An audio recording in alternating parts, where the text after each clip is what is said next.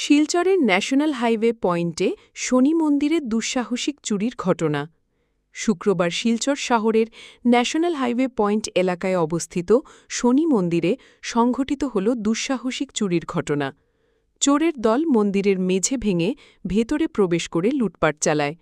চোরেরা মন্দিরের বিভিন্ন সামগ্রীসহ শনি দেবতার প্রতিমার কয়েক লক্ষ টাকার স্বর্ণালঙ্কার নিয়ে যায়। শুধু চুরি নয়, প্রতিমা ভাঙচুর করে মারাত্মক ক্ষতিসাধন করে তারা। শনি দেবতার প্রতিমার 2 হাত ভেঙে দেওয়ার পাশাপাশি মন্দিরের ভেতরের বহু জিনিসপত্র নষ্ট করা হয়। সকালে পূজা দিতে আসা ভক্তরা ঘটনাটি প্রত্যক্ষ করে আতঙ্কে স্তম্ভিত হয়ে পড়েন।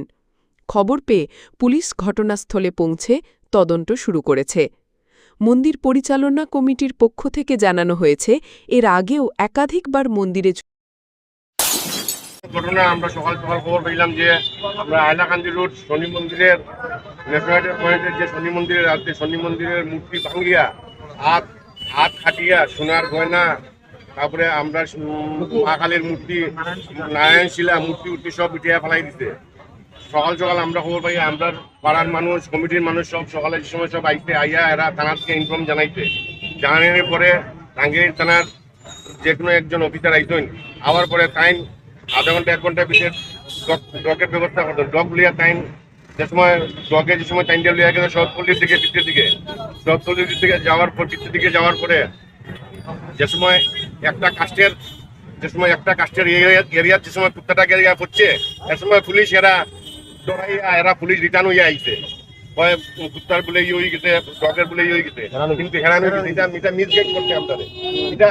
এটা আমরা কেউরে দোষারোপ করি না, কোনো কেউরে দোষারোপ করি না। পুলিশের যে ধর্ম আছে কর্ম আছে এই কর্ম তো করতো।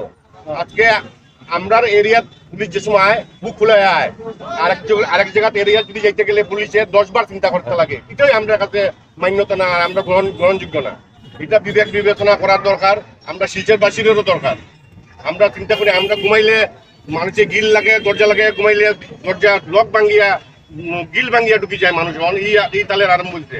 আগে তো এইরকম আমরা দেখছি না, পাইছি না, শুনছি না। তখন ঘন এই মন্দিরে 1 বছরের ভিতরে 3 বার চুরি হয়ে গেছে। আজকে আপনি হিন্দুরার একটা মনে লাগার কথা, আমরা শনিবার খরাপ দিয়ে কাটিয়া পালাই দিতে, এরকম একটা কথা হইতে পারেনি।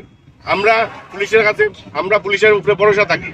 পুলিশ যে জায়গা গেতে যাওয়ার পরে পুলিশ যদি আমরা পুলিশের কনফিডেন্স দিতে আছে, পুলিশ যে ইনচার্জ রাঙ্গারে একজন তাই আমরা কনফিডেন্স টাইম আমরা বুঝিয়ে না এদিকে যেতাম না, আমরা কিতাব বুঝতাম, আমরা পাবলিক আমরা এরা ট্রেনিং দিয়ে পুলিশ দিতে, আমরা পাবলিক কিতাব বুঝতাম। আপনার কাছে অনুরোধ, আমরা 24 ঘন্টার সময়সীমা দিলাম পুলিশের ফটো, নাইলে আমরা গণতান্ত্রিক আন্দোলনের তো আমরা অধিকার আছে, আমরা করতে পারবো, আমরা করবো। বাকি আপনার মাধ্যমে আমরা যেটা করবার